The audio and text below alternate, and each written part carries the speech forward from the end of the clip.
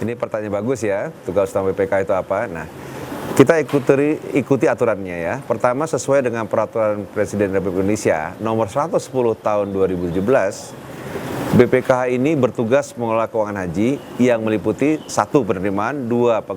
Pengembangan, 3. Pengeluaran, dan 4. Pertanggungjawaban keuangan haji. Nah, untuk melaksanakan semua tugas-tugas itu kami diawasi baik internal maupun eksternal.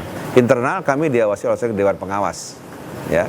Kemudian secara eksternal ada cukup banyak yang mengawasi. Pertama, kementerian-kementerian terkait seperti Kementerian Agama, kemudian Kementerian Keuangan, kemudian BPK ya, Badan Pemeriksa Keuangan, dan juga Dewan Perwakilan Rakyat DPR.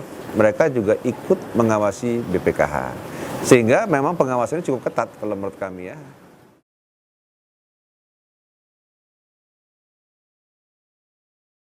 Sampai dengan bulan Mei tahun 2021, saldo dana haji Indonesia yang dikelola oleh BPK mencapai 156 triliun rupiah.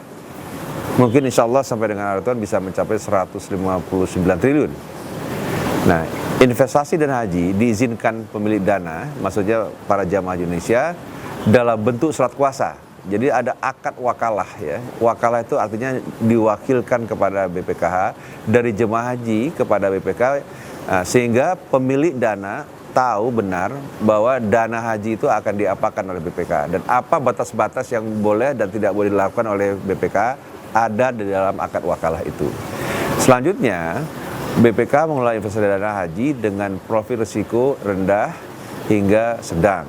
Maksudnya begini, BPK itu mempunyai selera risiko atau profil risiko itu adalah low risk, rendah. Namun demikian, kita bisa memberikan toleransi terhadap profil risiko ini sampai dengan sedang atau moderate. Intinya low risk dan risk toleransinya sampai low to moderate.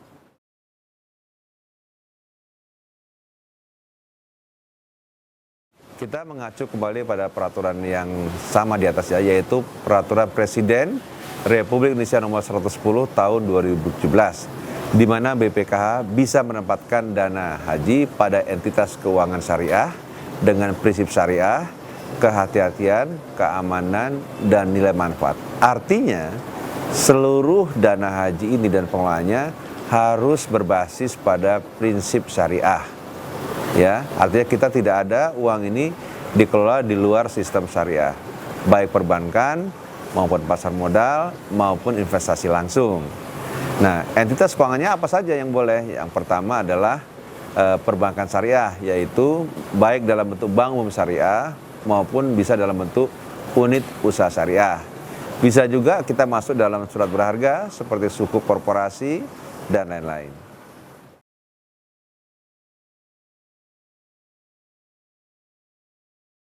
Pada prinsipnya ada 4 hal ya yang dilakukan untuk penjaga korupsi di BPKH.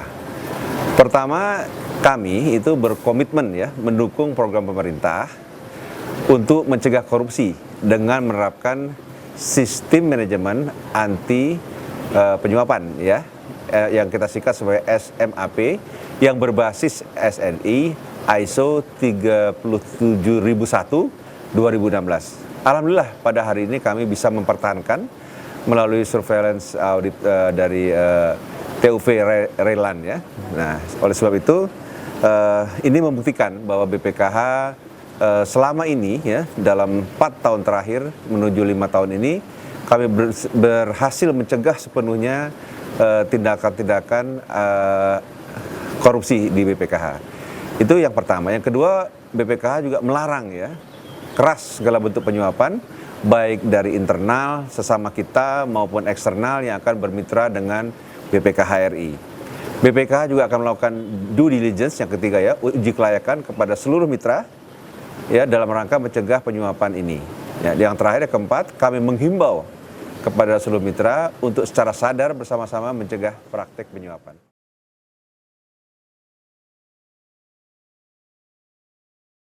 Karena memang dalam keseharian kita butuh ya tagline ini untuk lebih memberikan semangat kepada seluruh insan BPKH ya.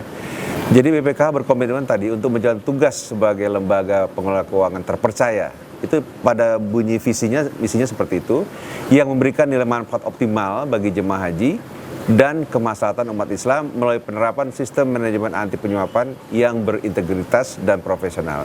Kira-kira seperti itu penjabaran dari tolak korupsi, berjuang untuk jemaah haji.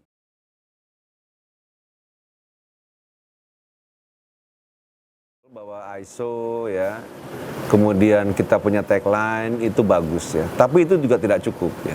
Tentu kita perlu memiliki semacam sebuah sistem yang bisa dijadikan alat untuk kita mengimprove diri kita ya terhadap terjadinya ini ya. Nah, oleh sebab itu kita mengembangkan apa yang umumnya dikenal sama di lembaga lain juga sebagai WBS ya, atau Whistle Blowing System. Whistleblower system ini adalah aplikasi ya, pada prinsipnya ya, artinya sudah tidak manual lagi, yang disediakan oleh BPKH bagi siapa saja atau yang pihak-pihak yang memiliki informasi dan ingin melaporkan suatu perbuatan berindikasi pelanggaran yang terjadi di lingkungan Badan Pengelolaan Haji di kantor kami gitu ya. Jadi ini terbuka gitu untuk siapa saja. Yang penting ini bukan surat kaleng gitu kan, yang penting ini ada buktinya gitu. Jadi disertai dengan bukti, sehingga ini tidak akan menjadi fitnah seperti itu.